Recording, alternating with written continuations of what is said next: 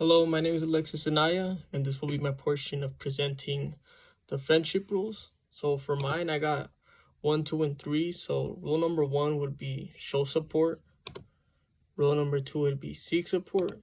And then the third one is going to be respect privacy. So this is what I wrote for them. I said when showing support, so this is for rule number one, when showing support to your friends, it is not just you being there for them or hugging them.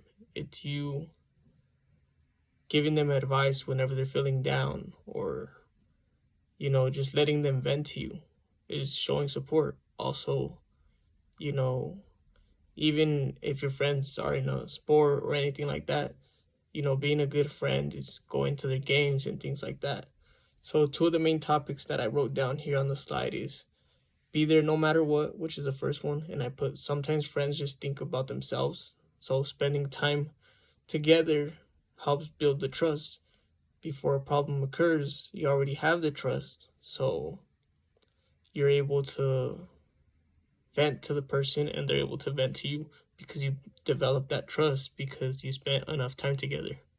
And then the next one would be ask how they are. So I feel like this is not asked enough in friendships. So you need to ask, hey, how are you?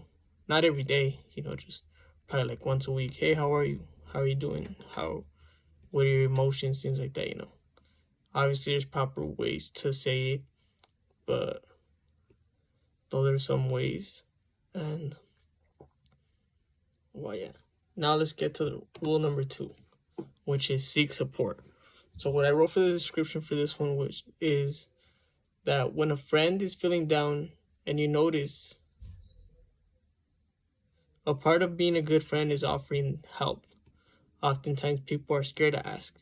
Essentially, a friend is someone that can vent to you, or you can vent to them because you have that trust for them and you can help them through the tough times.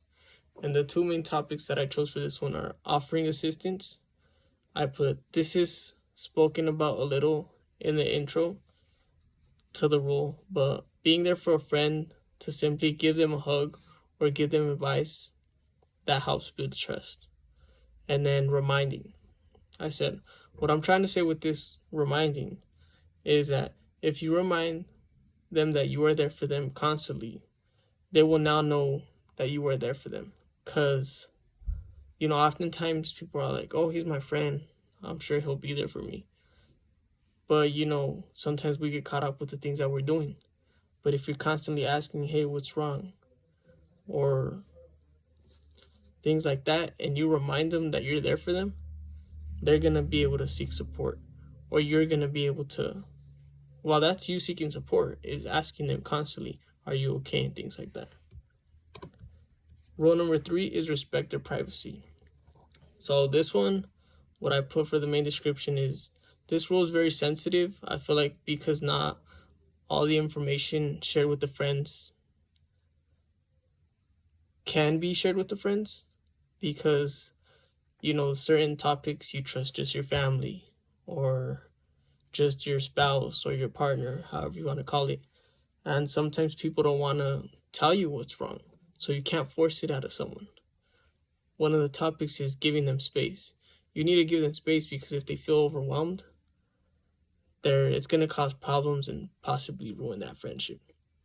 And then you got to be aware of the consequences, because like I said above, if you don't give space, it's going to ruin the friendship. And this is mainly aimed towards people who are just constantly, hey, what's wrong? And they don't want to tell you. And you're like, I want to get it out of them, but they don't want to tell you. So you got to just accept that, give them their space, because then there's going to be consequences and you're not going to like them.